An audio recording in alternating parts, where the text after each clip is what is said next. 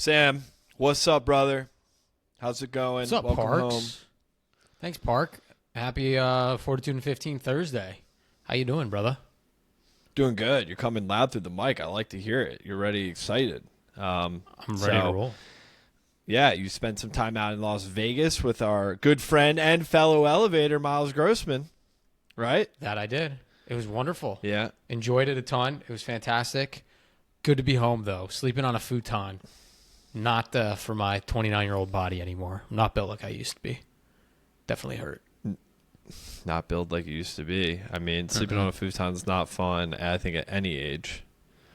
I don't know how you feel about that. Yeah, well, let's get into the conversation today. I think I got a good one that, and the reason why I brought up Miles is because he's kind of inspired me a little bit, and I know he's probably inspired you about what this book I'm reading is about. Oh, and that for looks those on like YouTube, a great book. This is a really interesting book. I highly recommend. I've read it over the last couple weeks. It's called Good Energy by Casey Means, MD, medical doctor. The surprising connection between metabolism and limitless health. Feel incredible, avoid disease, and age well. This book is very eye-opening, Sam, and it's all about not only what we put in our body, but the way we take care of our body leads us to either bad energy or good energy. And she talks about how the root of all disease or pain that we feel over the course of a lifetime can be changed and altered by the way we approach our daily routine activities, whether that be what we're putting in our body when we eat, how we get sunlight, exercise that we get, things we put on our body, the way we engage with other people. And I am learning, I'm at like a big part of it's about food. I am learning a lot about just processed food, ultra processed food, and the impact that they have on us as humans. And also just the idea that whole foods are so important. And so JJ's seen it firsthand. I've been really putting into action some new eating habits that I know you would be proud of. More whole foods in my life, getting rid of seed oils, processed food, ultra processed foods. Does it talk about seed oils in that book, Parker? Yeah, it talks about everything. What is it? What's the 411 on that? Because funny enough, I was just chatting with other fellow elevator. We were just catching up, elevator 139, Emily Billings, all about seed oils and their negative impacts. And I went and I started to look through my fridge because I've bought, some oat milk, some almond milk, some coconut milk that I've been using in smoothies from Target brand. Mm-hmm. And every single one of them has like artificial gums in them, which I imagine are also not good for my body. And so I think just seed oils, there's all these artificial things in our foods. To your point, Parker, so not good for us.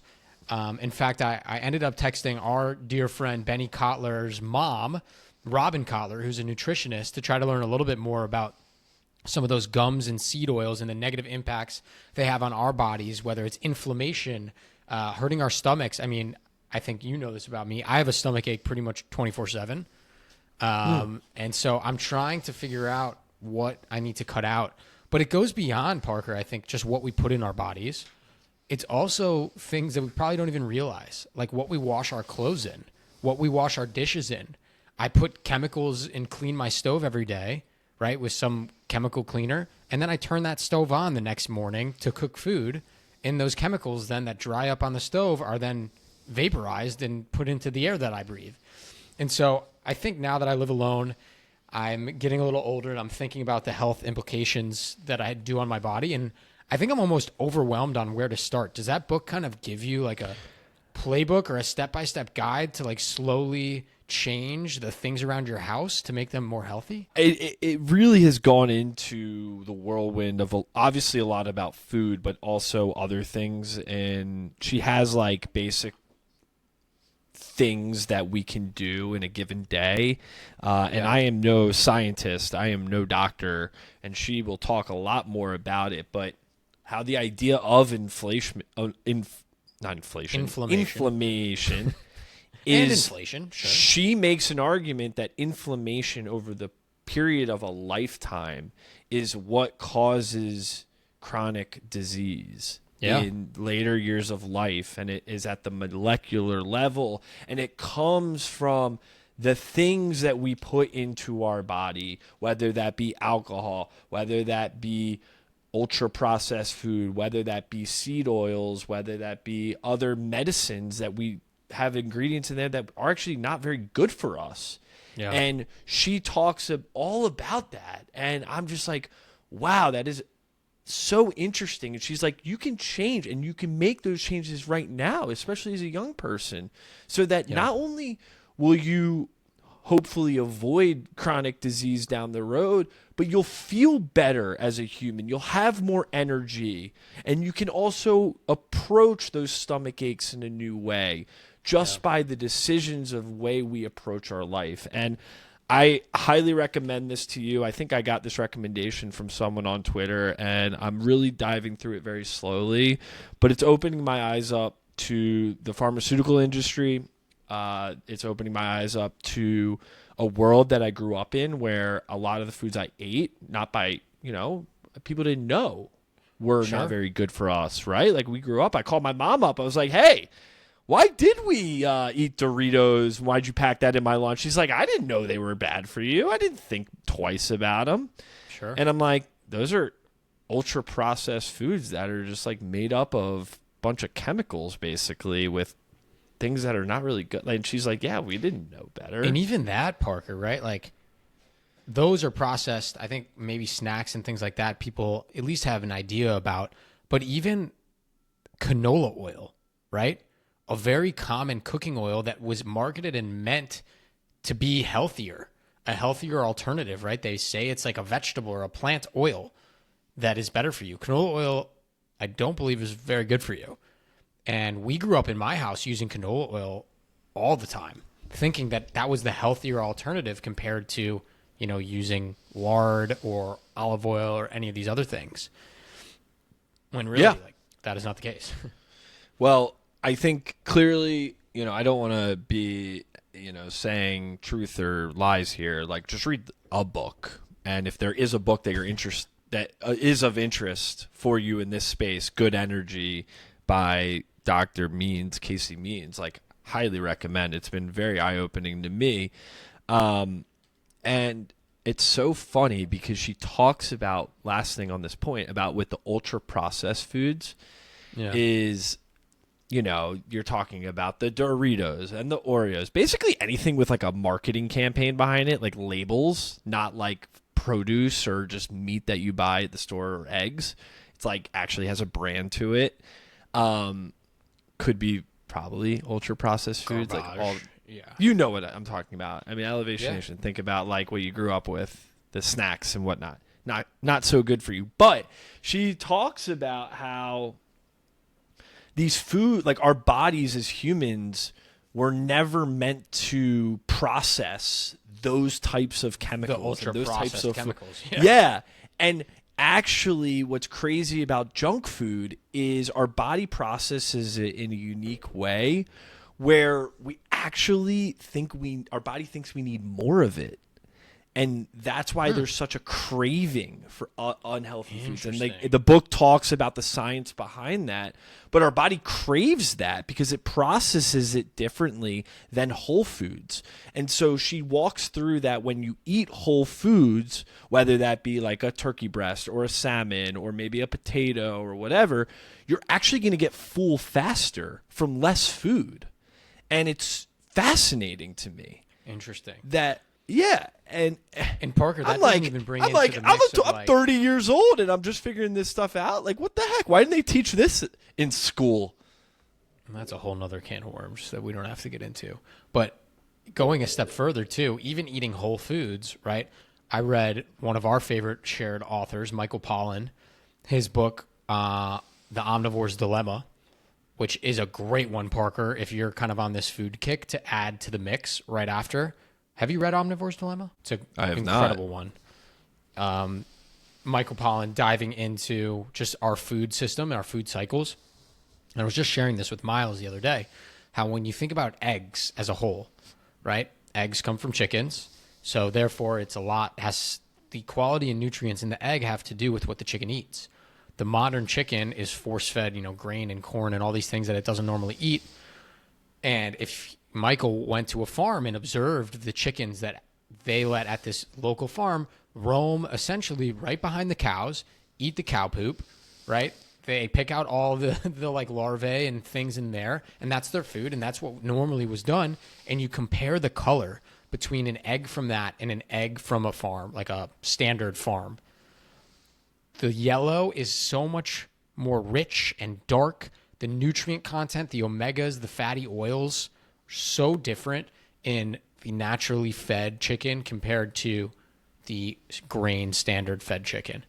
And so even though we think of eggs as being these whole foods, there is also a spectrum of that too. And so I'm with you. One of my goals that I have in life is to have fresh fruit trees. I'd love to be closer to my food source and know where my food came from. I think that's a goal that I have as I get a little bit older and hopefully make enough money to be able to do that. But it certainly is a more expensive way of life, but I think it'll pay off in the long run.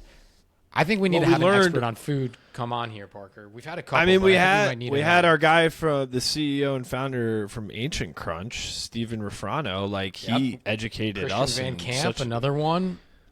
I mean, just people who have an alternative perspective than probably the common folk.